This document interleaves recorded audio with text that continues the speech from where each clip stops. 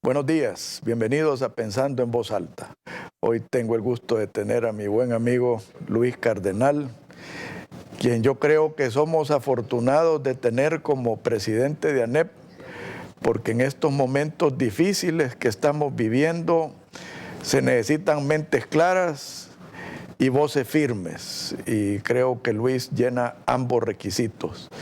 Así que ahora vamos a comenzar con este nuevo problema que se nos avecina, que tiene más cola que los salarios, porque esto hay que analizarlo con mayor profundidad. Buenos días, Luis. Buenos días, Alfredo, un gusto.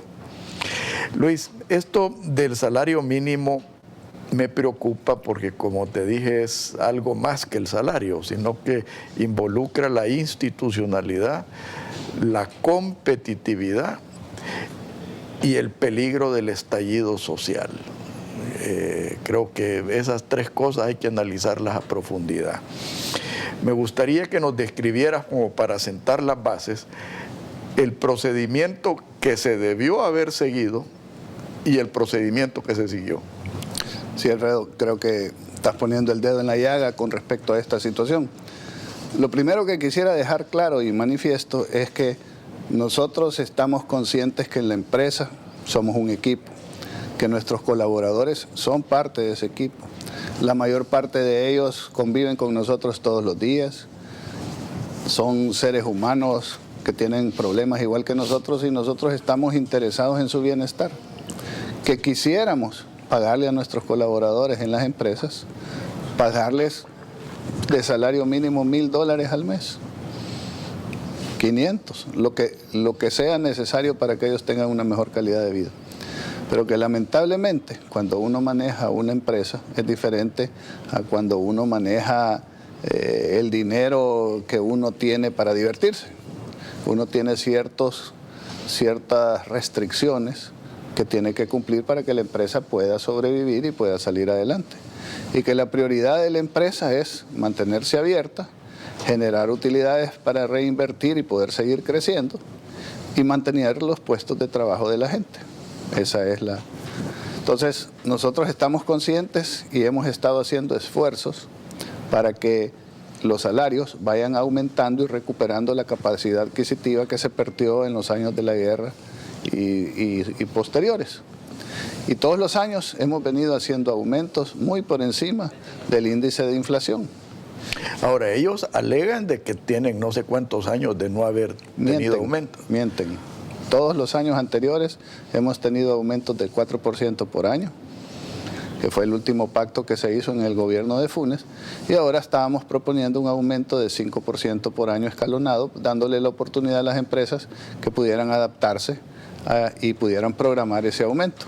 Bueno, la manera en la que esto se ha hecho es que se ha determinado de que es importante que el aumento del salario o que los salarios que se hacen por decreto, que no debería ser así, pero cuando se hacen por decreto, que se hagan de manera técnica y no política, no propagandística.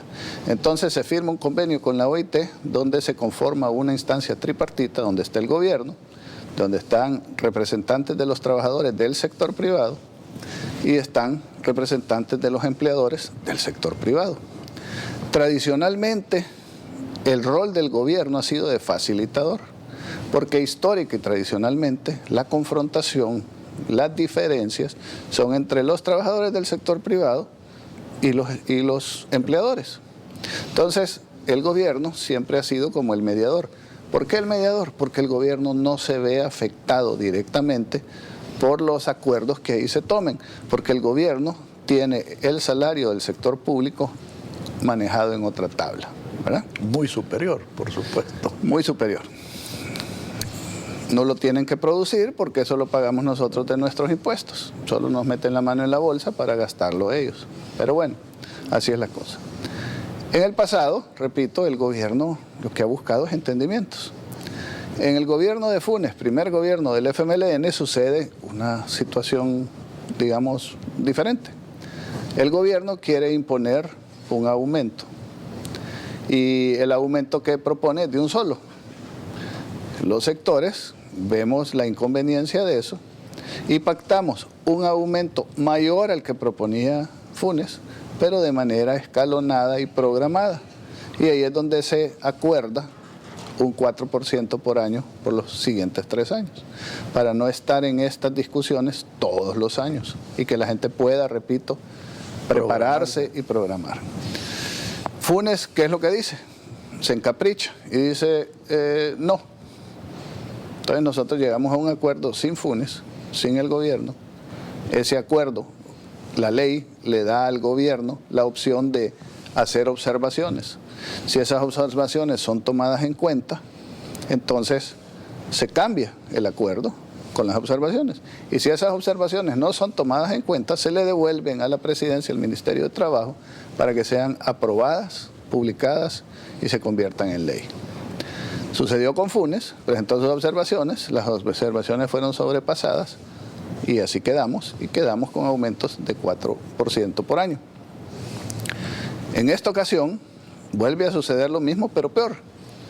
Llegamos a un acuerdo, el gobierno se mantiene porque vio que le sacaba rédito político, que es bien bonito y bien popular. Regalar pisto ajeno. Andar regalando pisto ajeno, abanderarse de manera hipócrita con la bandera de la justicia y del interés por el pueblo, cuando por otro lado demuestran poco interés de las diversas maneras que castigan al pueblo todos los días con políticas públicas equivocadas.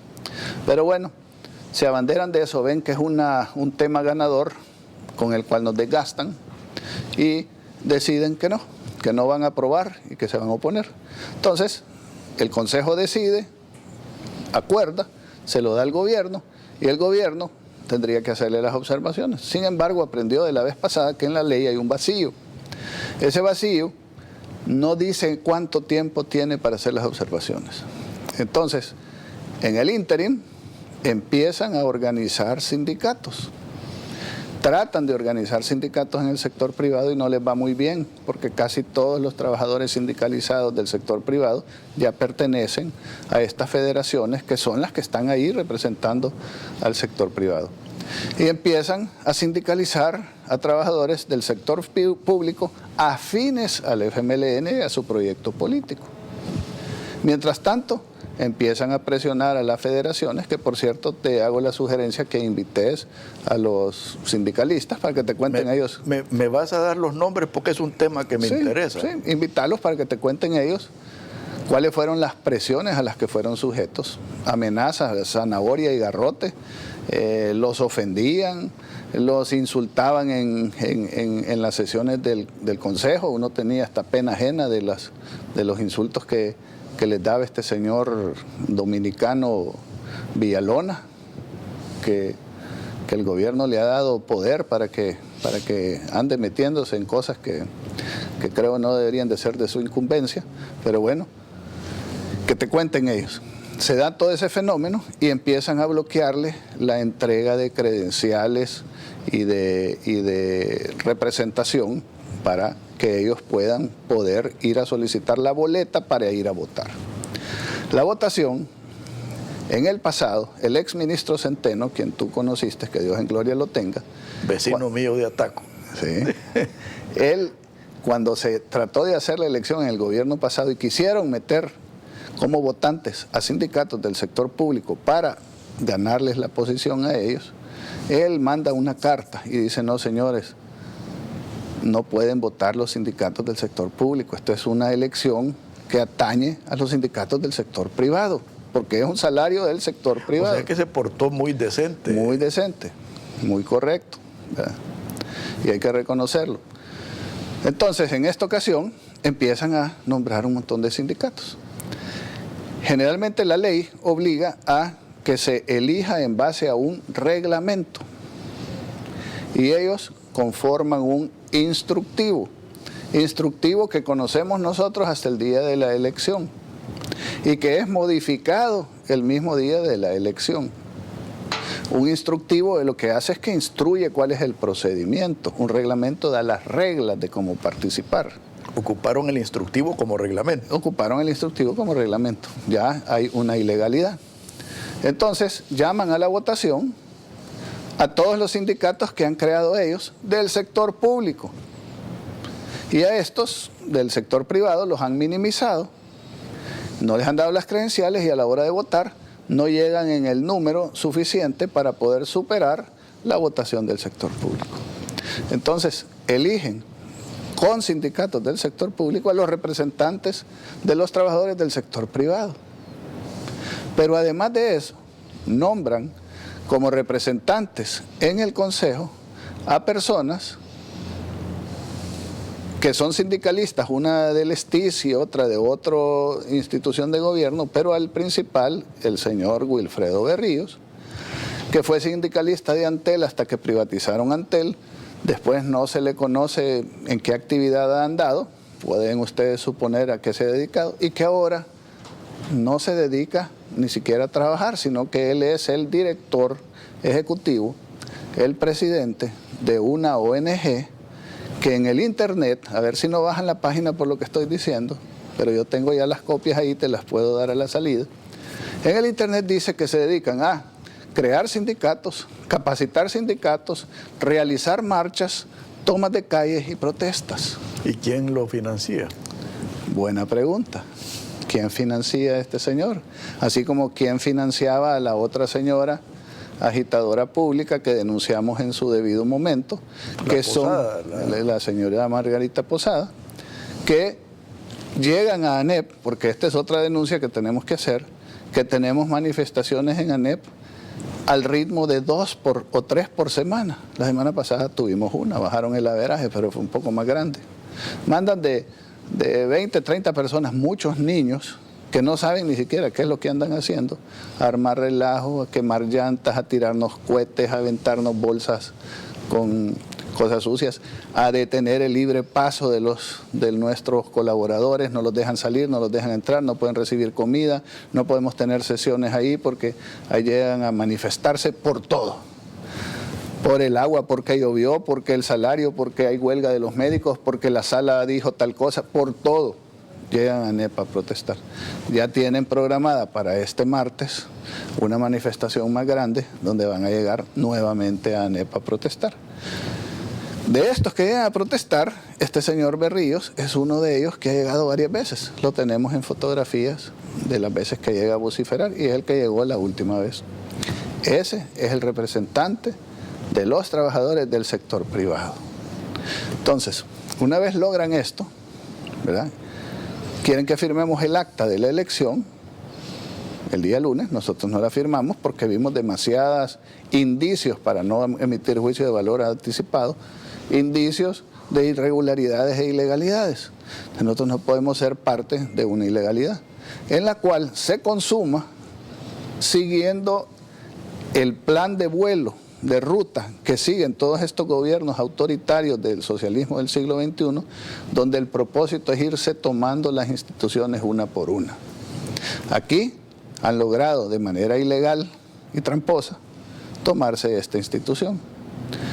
Bueno, se toman la institución, llaman a una sesión del Consejo a la que nosotros tampoco asistimos mientras no se nos respondan las dudas legales sobre la ilegalidad de la conformación del Consejo, y en esa reunión deciden, básicamente unilateralmente, porque los sindicatos no representan a los trabajadores, sino que son representantes o piezas del gobierno, deciden que van a aumentar el salario de la manera en la que ellos habían pensado, salvo una pequeña reducción de $5 en las maquilas.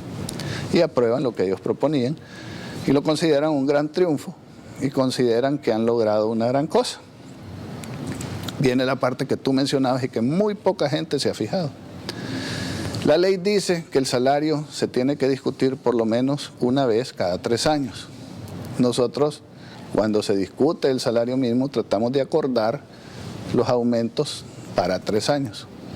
Ellos ya están hablando de que a final de este año, este mismo Consejo va a aumentar el salario otra vez y el siguiente año, que también son años electorales, van a volverlo a aumentar otra vez por justicia para elevar los salarios de todos los salvadoreños a los niveles que deberían por justicia tener, ¿verdad?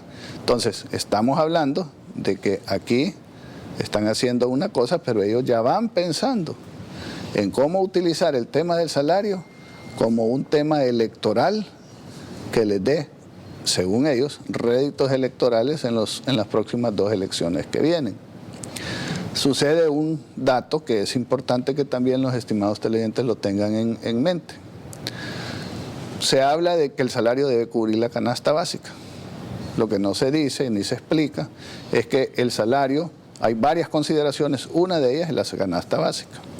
La canasta básica, que anda por $400, es para una familia de 4 personas. El salario mínimo es para una persona. Generalmente las familias pues trabajan 2 personas, ¿verdad? Con lo cual yo no estoy diciendo que sea suficiente, no estoy diciendo que no desearía que fuera más, pero nos vamos a la realidad. ¿Cuál es la realidad, Alfredo? Esto comprobado, de la actividad económica nacional, 72% es el sector informal. 28% de la economía, de la actividad económica, es formal. ¿Qué significa formal o informal? No es andar con corbata o andar con saco, no.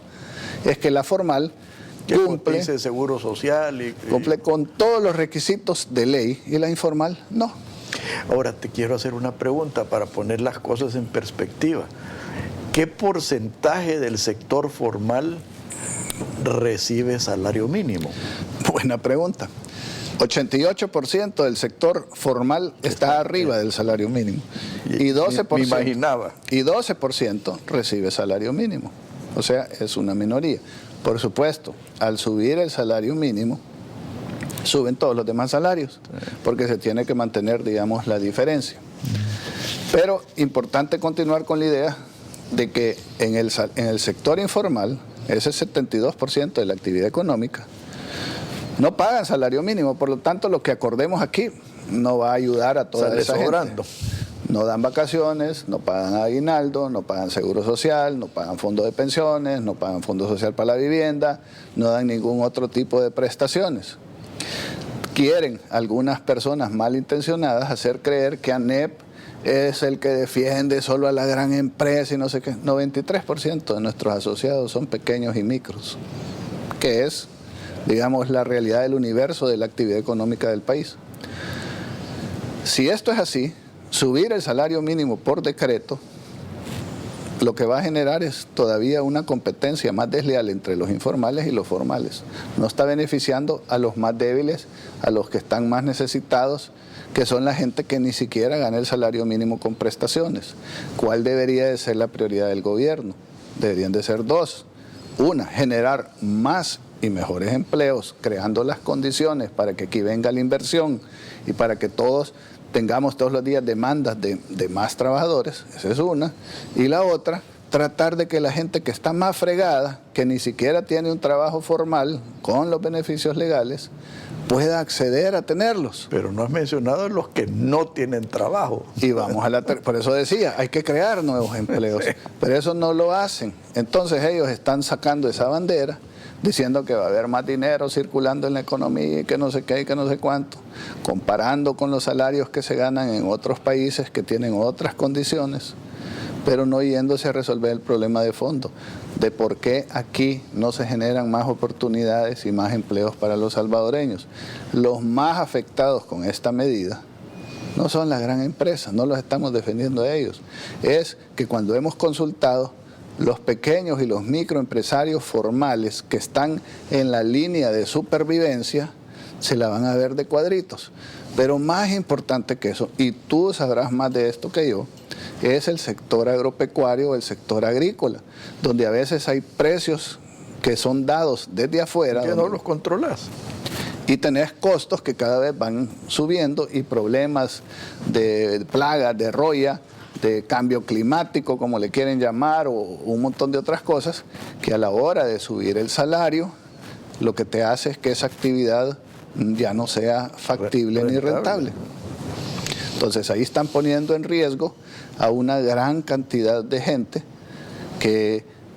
o de cultivos que de repente su producción o su productividad va a tener que bajar, o de gente que se va a quedar sin trabajo y va a haber todavía más problemas de hambre, miseria, desempleo en el campo, que a su vez nutre el otro componente social, que es el de romper las familias, porque a la gente no le queda más de otra que emigrar ilegalmente, a que los vayan a agarrar allá, corriendo todos los riesgos que tienen, que el sector informal crezca. Hace 10 años era 52% el sector informal, 10 años después es 72%, 10 años más tarde a lo mejor va a ser 92% si seguimos así, ¿verdad? La informalidad va a ser la reina y el caos y la anarquía es lo que va a regir la economía. Pero bueno, una es esa, la otra es te vas del país, te vas al sector informal o en el caso de los jóvenes, al no tener oportunidades, se van al margen de la ley. Se van al margen de la ley a unirse a las pandillas. ¿Por qué las pandillas crecen tanto? ¿Por qué es tan atractivo para los hipotes? Bueno, porque no hay oportunidades. Y esto es lo que el gobierno en sus políticas populistas y irresponsables está logrando. Ahora están celebrando un gran triunfo. No están midiendo las consecuencias o no les importan las consecuencias. Yo creo que lo hacen a propósito. Bueno, pues esa es la realidad de lo que ha sucedido y nosotros pues vamos a hacer las gestiones que corresponden para que el Estado de Derecho se mantenga, para que se respete la institucionalidad, para que los derechos constitucionales, los tratados internacionales y las leyes se respeten en el país, y vamos a hacer las denuncias que correspondan, a ver qué es lo que sucede. Antes de que pasemos a los efectos económicos, quiero pasar a los recursos legales que podamos tener tanto aquí en El Salvador como en el extranjero. Por favor, no nos cambie, ya volvemos.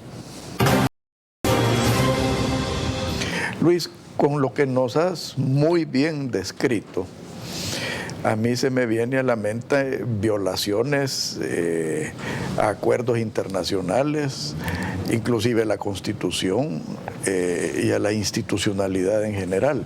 ¿Qué es lo que ha pensado la empresa privada hacer al respecto? Bueno, hay diferentes instancias a las que estamos pensando recurrir. Una es la parte constitucional. Otra es la parte, digamos, procedimental, de procedimientos, en donde probablemente haya que ir a la sala de lo contencioso administrativo. Creo que las violaciones, digamos, más puntuales, personales, constitucionales, se le han hecho a los trabajadores, porque a ellos es a los que más se les ha violado sus derechos de libre asociación, de participación. Tengo entendido que ellos van a presentar el día lunes una demanda de inconstitucionalidad a esas violaciones. Se han violado tratados internacionales porque se ha intervenido en la elección, en la organización de la elección y en el nombramiento de los propios representantes de los diversos sectores.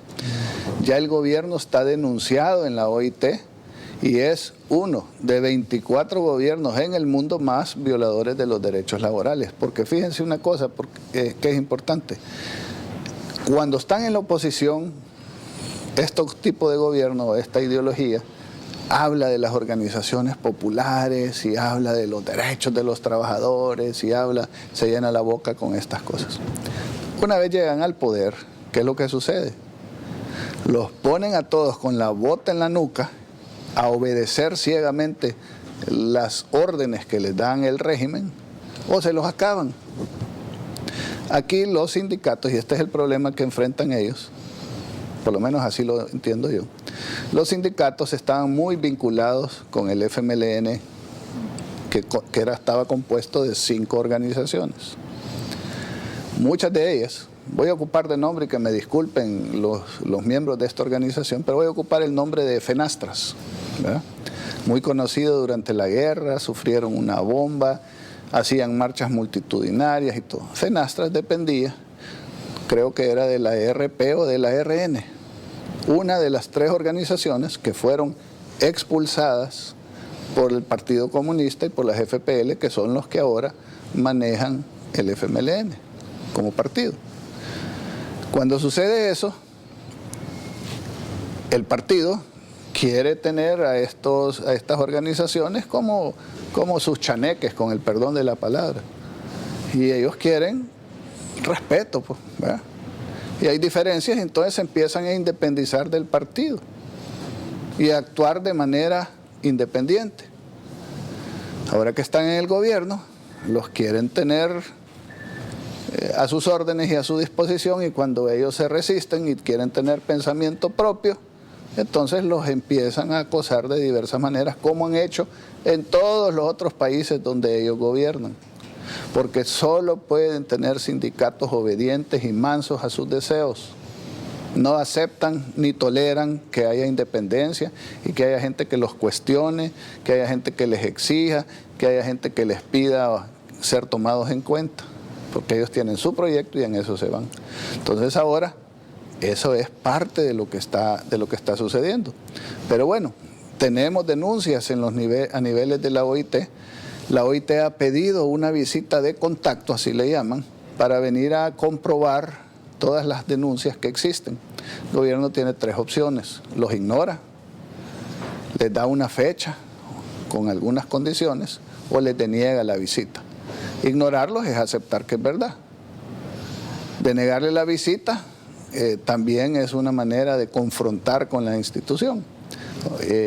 Entonces esto es lo que están haciendo, es posponiendo la visita y tratando de gestionar, y esto lo estoy diciendo por primera vez, pero es basado en información, están tratando de gestionar que quienes vengan de la OIT sean personas condicionadas por ellos, simpatizantes a la manera de pensar de ellos. Ojalá no sea así, porque la tripartita perdería credibilidad. Creemos que no va a ser así. Pero cuando venga la OIT, seguramente, porque estamos convencidos que los derechos han sido violados, van a condenar a El Salvador, y El Salvador o enmienda o se va haciendo sujeto de diversas sanciones, las cuales llegan hasta el final a hacer que ya no participan en los programas de apoyo de toda la Organización de Naciones Unidas, de alimentos, de UNICEF y vacunas y medicinas y todas las cosas, lo cual sería indeseable para el país, ¿verdad? Pero esa será responsabilidad del gobierno, no van a decir que sea responsabilidad nuestra. Entonces hay denuncias en ese campo. Pero además, y esto también es primera vez que lo voy a decir, además hemos recibido información de que en el proceso de acreditación de estos sindicatos del gobierno han habido ilegalidades e irregularidades, donde nos informan que han habido falsificación, con el gran acelere para tener a los sindicatos listos y todo, han habido falsificación de firmas, de documentos, de identidades y otra serie de violaciones.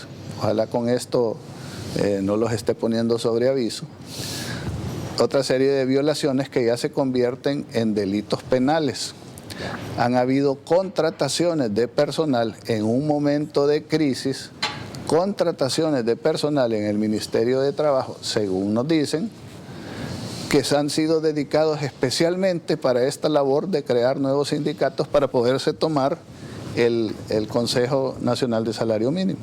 Entonces, tenemos indicios de que hay inclusive delitos de índole penal en todo este proceso y vamos a explorar esa posibilidad. No lo hacemos, y quiero ser sumamente claro, no lo hacemos porque no querramos pagar un mejor salario. Queremos pagar un mejor salario, queremos hacerlo de una buena manera. Pero sí no podemos tolerar que se continúe vulnerando la Constitución, los tratados, el Estado de Derecho, la seguridad jurídica, y que se le pase por encima a tanta cantidad de gente tomando medidas populistas que van a tener consecuencias negativas para todos. Quisiera pasar a otro estadio, y ya es el estadio de las embajadas, Luis. Creo que uno de los requisitos para ser sujeto de créditos, de ayudas, de apoyos, es el respeto a la institucionalidad. O sea, ya hemos visto al embajador alemán denunciando el atropello a la institucionalidad. Hemos visto a la embajadora americana denunciando la corrupción. ¿Qué efectos crees tú que esto pueda tener en cosas como Fomilenio 2, la ayuda para el Triángulo Norte, la cooperación alemana. ¿Qué indicios tienes tú? Pues yo creo que van a tener, no te podría decir con certeza cuáles específica o puntualmente cuáles van a ser los problemas que se van a tener. Pero sí te puedo decir que el día de ayer que nos reunimos con la delegación del Fondo Monetario Internacional, que era un fact-finding mission, o sea, una misión exploratoria de datos, de hechos, preguntaron y estuvieron muy interesados sobre cómo era esta situación del salario mínimo. Lo que sí te puedo decir, bueno, volviendo, antes de pasar a esto, las embajadas son instituciones diplomáticas y la palabra lo dice todo. Tienen que tener mucho cuidado porque su relación oficial es con el gobierno, no es con las gremiales, es con el gobierno. Sí, pero las embajadas tienen que lidiar con las asambleas legislativas de los países. A eso iba. Pero ellos tienen, digamos, mucho cuidado en expresarse. Son raras y honrosas excepciones como el embajador alemán. Dicho lo anterior, sí creo de que hay consecuencias que ya se van a dar. Por ejemplo, nosotros quedamos mucho más renuentes y con muchas más dificultades para seguir participando en todos esos llamados diálogos o instancias de diálogo a las que llama el gobierno. Porque aunque lo intuíamos, ahora se está demostrando con hechos de que el diálogo, con perdón de la palabra, los salvadoreños le entienden, estos diálogos son pura paja, son para ponerlos en los anuncios, para ponerlos en los discursos, pero no para conseguir resultados, llegar a entendimientos y acuerdos que resuelvan los problemas más sentidos de todos los salvadoreños. Entonces, uno no quiere ser tonto útil. Así como decía, no sé si... Mucho menos víctima. Claro, víctimas somos todos los días por estas políticas equivocadas. Pero eso va a tener una consecuencia. Esa consecuencia de no llegar a acuerdos, pues por supuesto que se va a manifestar en Fomilenio, en el Triángulo Norte y en todas las demás instancias. Porque ¿cómo podemos creer nosotros que quieren llegar a entendimientos cuando en la menor oportunidad que sale toman ventaja, violan la ley, imponen su voluntad y todavía, además, a la par, te mandan manifestaciones, te insultan, te vilipendean, te persiguen, te acosan? Y entonces, ¿cómo puede uno trabajar de una manera así? Ahora, una sugerencia, Luis. Yo me recuerdo en los tiempos de la guerra que algunos hicimos labor de lobbying en Washington y en otros países.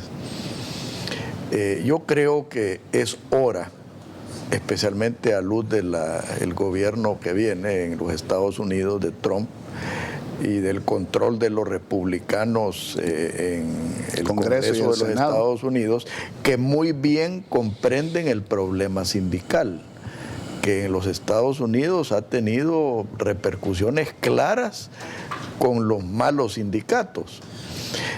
Yo sí creo que debiéramos hacer labor de lobbying y más que todo denunciar a este gobierno. Ya hemos visto cómo Marco Rubio, el senador Rubio de Florida, ha denunciado los vínculos con el narcotráfico y la corrupción.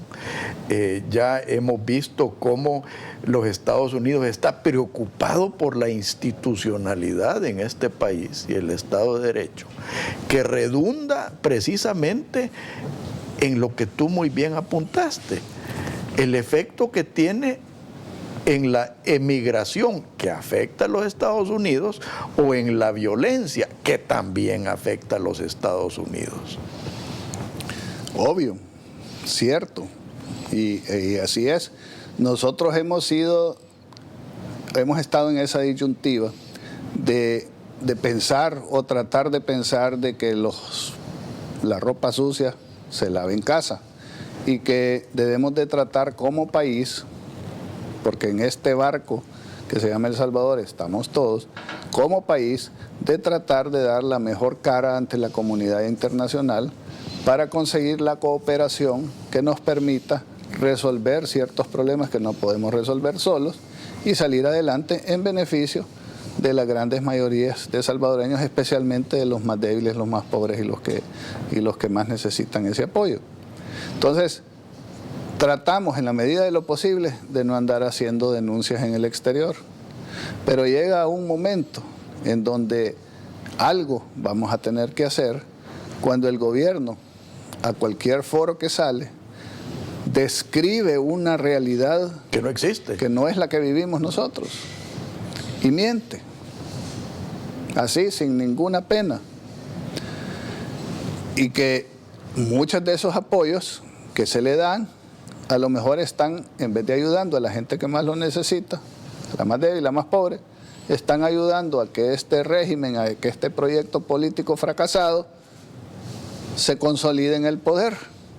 Entonces sí creo que va llegando el momento en el que tú decís de ir a expresar nuestra verdad y a explicar por qué aquí no se puede llegar a entendimientos y acuerdos. Mira, yo en lo personal, Luis, creo que el momento ya se llegó. Les pueda ayudar, lo voy a hacer. Gracias. En lo que nos podamos ayudar, porque aquí todos estamos en este barco. Sí, yo creo que se está entronizando un sistema perverso y ya tenemos el espejo de Venezuela. ¿Hacia dónde nos llevan? A donde se atropellan derechos, se atropella el Estado de Derecho, se atropellan los intereses de la gente más humilde, que tiene que hacer cola para comprar comida, que se les mueren parientes porque no hay medicinas o implementos médicos. O sea, no podemos esperar a que lleguemos a eso para actuar. Y de eso quiero hablar en el próximo segmento, Luis, de los efectos económicos y sociales que esto puede tener. Por favor, no nos cambie, ya volvemos. Luis, yo siento... Y yo especialmente cuando estoy metido en trabazones, me pongo a pensar en lo que mi papá me decía, tu tío Jorge.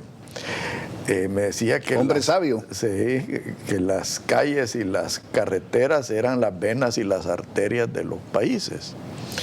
Y tal vez quisiera emplear un ejemplo médico, porque cuando tú tenés las arterias tapadas, tenés una bomba de tiempo. O sea, eventualmente vas a tener un infarto. ¿Y qué es lo que está haciendo el gobierno ahorita con todas estas medidas equivocadas? Echándole un gran montón de sal a la comida para aumentarte la presión. Entonces, yo a eso es lo que le tengo miedo, Luis, y especialmente nosotros que estamos involucrados en agricultura, que quizás son los sectores de la sociedad más vulnerables. El desempleo que se puede generar en ciertos sectores agrícolas puede ocasionar un verdadero estallido social. Fíjate que eso me motiva una reflexión de algo que quizás algunos van a decir que no tiene nada que ver, pero para mí sí. A los inicios del gobierno de Chávez llegó un general, ahí están sus declaraciones en el internet y fueron reportadas y todo, a decirle, mire, presidente o el gabinete económico, todo lo que estamos haciendo lo que va a generar es más pobreza, aquí no le estamos ayudando a los pobres, hay una gran corrupción, el país va por mal rumbo. Y después de una discusión ahí que no la voy a alargar, Chávez le dijo, es que vos no has entendido, le dijo. Nosotros para cambiar el sistema necesitamos gobernar por lo menos durante 2 generaciones. Y a los pobres los necesitamos. Y a los pobres queremos cada vez más pobres, porque los pobres van a depender de nosotros.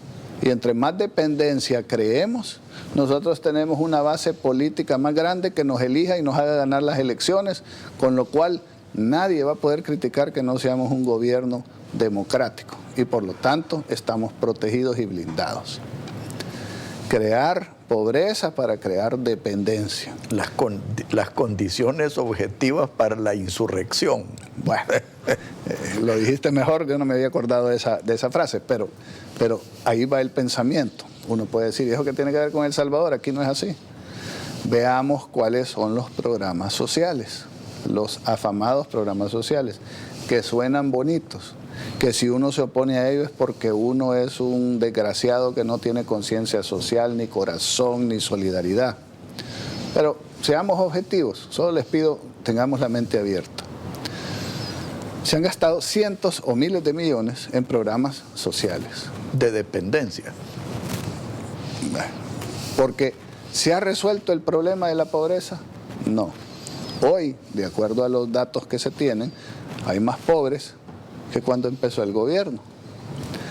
¿Se ha resuelto el problema de la educación? Hoy, datos oficiales, ingresan menos niños a las escuelas, se gradúan menos jóvenes de bachillerato. Y la paz es para abajo. Y los que salen graduados salen peor evaluados. Salud. Reforma nacional de salud que va a transformar el país. No hay medicinas en los hospitales, no hay camas para los pacientes, no hay calidez en la atención, no hay instrumentos ni materiales para operar. Las operaciones de emergencia tardan 3 o 6 meses. Los médicos están en huelga, las enfermeras están en huelga. Total, un fracaso. La parte de seguridad, que es el primer y más fundamental obligación que tiene el Estado con los ciudadanos. ¿Cómo estamos? La propaganda nos dice 1.200 menos homicidios que el año pasado. Sí, gracias a Dios. Pero resulta que el año 2016, a pesar de esa reducción, es el segundo peor año de la historia del país en criminalidad, homicidios, robos, extorsiones, etcétera. Entonces, la realidad te la venden, que vamos bien, porque se ha reducido. Pero la realidad es que estamos en el segundo peor año de la historia del país en delincuencia. Entonces, los programas sociales no han rendido frutos. Entonces, uno tendría que preguntarse, ¿estoy invirtiendo o estoy gastando? Porque si estoy gastando para no tener resultados, ¿qué es lo que estoy ganando haciendo eso? Algo hay que cambiar. Si seguimos haciendo lo mismo, como decía Einstein, vas a tener los mismos resultados. Hay que cambiar, hay que darle un golpe de timón, cambiemos. Pero eso no lo quiere recibir el gobierno porque dice que todo lo que estamos haciendo está bien y que vamos por buen camino y que vivimos en la gloria y que vamos a crecer como nunca y que todos los sectores están rebosando de bienestar. Ustedes no quieren ver la realidad. ¿Por qué no la quieren ver? ¿Porque son ciegos o porque ese es parte del plan? No sé, no quiero ser mal pensado. Yo creo que es parte del plan, Luis. Pero entonces todos los programas van creando dependencia. Ahora esto que genere desempleo, ¿qué va a suceder? Siempre hay más. Cuando no se encuentra trabajo en el campo, la gente se ve obligada a migrar a la ciudad.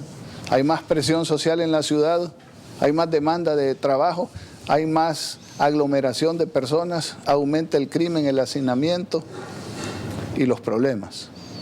¿Y qué es lo que se hace allá? Ah, bueno, a ti te voy a regalar esto, a ti te voy a regalar lo otro, como te estás muriendo de hambre, agradeces que alguien, en este caso el gobierno, que no lo hace con dinero propio, sino con dinero de todos nosotros, dinero público, saluda con cada vez más escaso.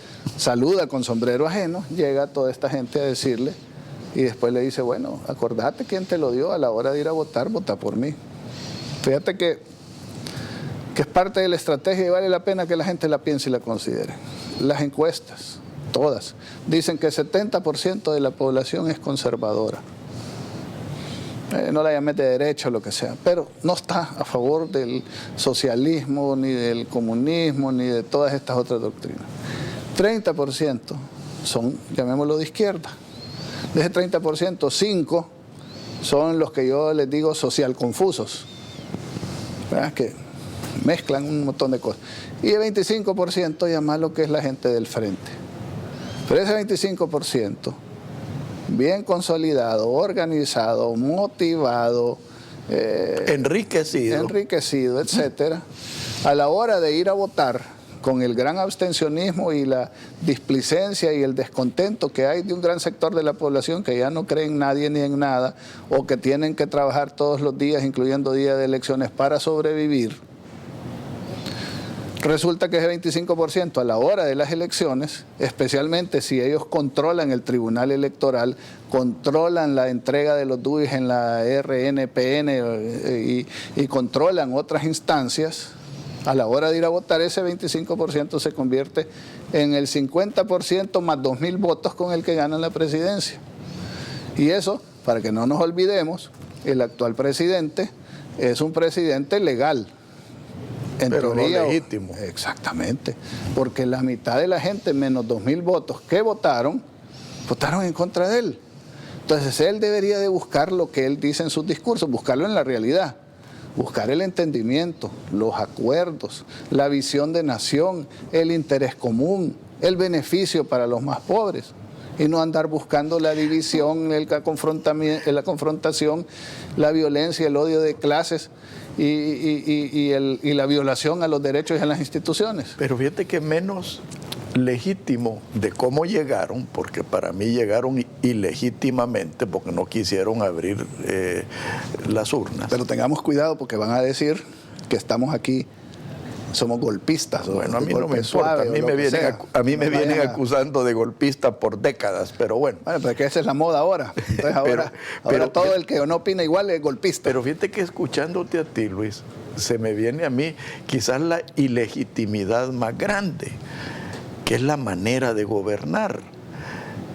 Este gobierno está gobernando como que si tuvieran un mandato. Y la verdad es que están en la presidencia con 6.000 votos chaveleados, en mi opinión, y sin ningún mandato. Y si encima de eso vienen y destruyen la institucionalidad, que es la que protege al ciudadano, estamos en una situación muy peligrosa. Muy peligrosa, estamos de acuerdo. Y por eso es que tenemos que pelear todas las batallas que podamos pelear en todos los campos. Y ojalá la gente entendiera de que aquí lo más fácil sería acomodarse. Sería agachar la cabeza. O irte. El que tenga la posibilidad que se vaya. No, pero estamos luchando por el país, por el futuro del país, por el futuro de nuestros hijos, porque todos los de nuestra generación solo hemos vivido en conflictos. Yo no recuerdo, quizás al comienzo de mi infancia, recuerdo tiempos tranquilos. Y ni aún así, porque acuérdate el golpe de Estado contra Lemos. No había nacido yo, parece. Vos no habías nacido, pero yo fíjate que fue quizás la primera experiencia que yo sentí como niño del efecto de la falta de institucionalidad. Por eso te digo, somos una generación que hemos vivido en una crisis constante, que llega y culmina en una guerra civil cruel de 12 años que destruye al país y nos hace retroceder 50 años en todos los niveles de desarrollo medibles que teníamos. Y después se firma una paz desde hace 25 años que no ha sido una paz, sino que transfirió la batalla o la guerra o la lucha del campo militar al campo político. Y donde constantemente, aquí este país es todo menos aburrido, todas las semanas surge una crisis.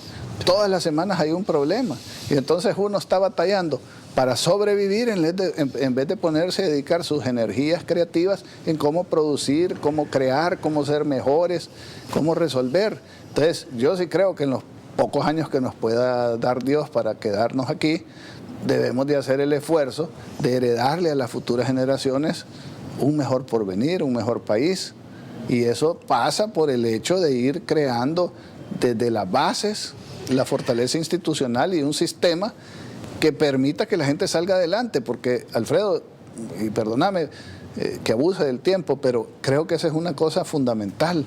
Ya la discusión de un sistema que no ha funcionado en ningún lugar del mundo, en ningún momento de la historia, no podemos ser tan pretenciosos, tan vanidosos de creer que no ha funcionado allá, no funciona en Venezuela, que es rico, que es un país con petróleo y con un montón de cosas que no tenemos nosotros, pero nosotros, que somos más inteligentes, aquí sí lo vamos a hacer funcionar.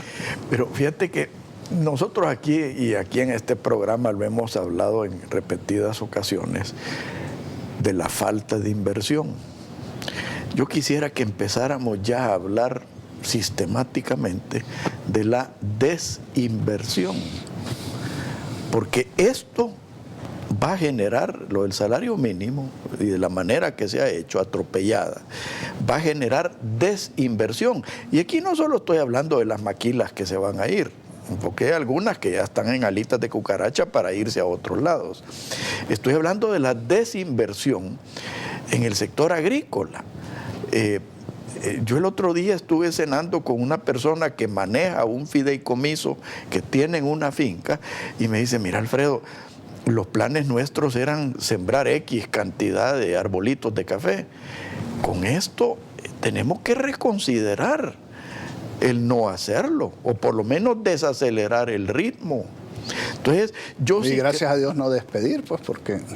Sí, pero te digo, yo sí creo que debemos de empezar a analizar ya la desinversión que se va a generar en este país. Por eso hablábamos hace un rato de que si esto es porque de verdad son, como dije en inglés y la película, clueless, y que no tienen ninguna noción de cómo manejar las cosas y administrarlas, o si es un plan bien orquestado de decir, miren, vamos a destruir todo lo que está para que yo estoy podamos convencido crear. Que es un plan maquiavélico. Ojalá nos equivoquemos, pero digamos, esa es una consideración. La inversión no viene. Y cuando uno les dice, ustedes se han puesto a pensar por qué no viene. Y los datos ahí están, porque te van a sacar, no, que va a venir una planta de gas de no sé qué, que van a poner ahora una inversión en ese energía proyecto de alternativa. gas, que yo creo que muy bien lo conoces y no lo quiero mencionar por nombre, yo tengo información que lo han postergado 3 años más. No porque no tengan voluntad, sino que porque este gobierno es tan inepto que los permisos necesarios para hacerlo les han hecho la vida imposible. Pero mira, si es que no vamos a hablar de eso, vamos a hablar de algo que fue superado. Walmart, la comercial, la firma más grande del mundo, ¿verdad? Decide, que creo que era en Soyapango, que es una ciudad dormitorio, donde no había donde la gente pudiera ir a comprar sus comestibles con comodidad, tenía que trasladarse, gastar en transporte, etcétera. Deciden abrir una tienda que les va a generar 300 nuevos empleos indirectos a la gente de por ahí. Y beneficio a los consumidores. Y beneficio a los, pero te digo, beneficio a los consumidores. Trabajos o empleos indirectos en quién sabe cuánto más. Se tardaron más de 3 años en dejarlos abrir una tienda en Soyapango. Y tuvo que intervenir la embajada americana, todo el mundo, porque no podían hacerlo. Entonces uno dice, ¿en qué estamos pensando? ¿Por qué después se cuestionan de que las firmas salvadoreñas, que son contadas con los dedos de esta mano y sobran dedos, que tienen la capacidad de invertir más, invierten en otro lado y no en el país? Cuando es un mercado que se está contrayendo y donde no dan oportunidades y donde la informalidad está creciendo porque todos los requisitos, los trámites, las trabas, las persecuciones, las amenazas, los cambios de reglas de juego, los aumentos de los impuestos, te hacen que aquí no sea un lugar atractivo para venir a invertir. Pero si tú tienes opción. De nuevo, Luis, estamos hablando de la falta de inversión. Empecemos a hablar de la desinversión, de la gente que ya está aquí y se va a ir, de los que estamos haciendo hasta lo imposible por seguir trabajando. Y algunos se van a tener que cerrar esas fuentes de trabajo. Yo creo que la amenaza, la guillotina, la espada de Damocles, si lo querés llamar así, de la desinversión es real, Luis. Es real. Y hay cosas que no se consideran. Para no pecar de infidente, te voy a dar 2 casos personales que me han sucedido a mí. En mi empresa, en 13 meses nos robaron 7 camiones con mercadería y todo. Ya las compañías de seguro ni querían cubrirte porque decían que a lo mejor era a propósito. Algo raro estaba pasando. Bueno, cualquier posible utilidad que tengas en momentos difíciles se va y tenés que ocuparla para reponer lo que tenías antes para poder hacer lo mismo que estabas haciendo. ¿Cuántos empleos de nuevos puestos de trabajo? ¿Cuánta nueva maquinaria? ¿Cuál aumento de la productividad? Te voy a dar un ejemplo más reciente y más claro de esto que estamos hablando. A un señor lo retiran o se lo despiden o él se retira de una empresa donde trabajó un montón de años y le dan una indemnización que él considera un gran capital. Le dan 27,000, 28,000 dólares. Entonces me dice, mire, llega, me pide cita, muy respetuoso, muy amable, quiero que me ayuden. Me dice, yo quiero ser empresario, no quiero ser empleado, tengo $28,000, me dice, para invertir y poner mi negocio.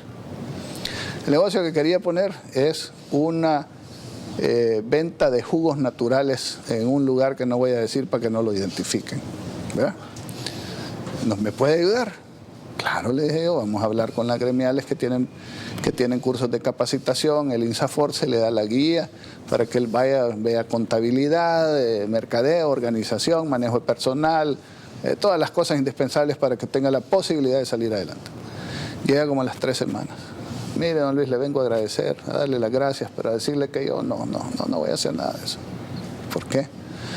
Mire, me dice, formalizar la empresa me cobra $1,500 el abogado porque dice que va a tomar un mes o no sé cuánto en ir a hacer todas las vueltas. Todos los trámites. Ir a formalizar la contabilidad es no sé cuánto. Tengo que tener un libro con que tengo que reportar un montón de cosas, dice, al Estado, que tengo que poner una persona a medio tiempo, a tiempo completo para hacerlo. La alcaldía me pide no sé qué, no sé, como es una cosa de jugos, tengo que ir al Ministerio de Salud. Tengo que ir a registrar y me hace el rosario, el calvario de cosas que tiene que hacer y me dice, yo no puedo empezar a trabajar antes de 6 meses y me voy a gastar $7,000, $8,000 de mi capital de trabajo en todas estas cosas. Mire, no puedo. Yo voy a abrir y ahí sálvese quien pueda.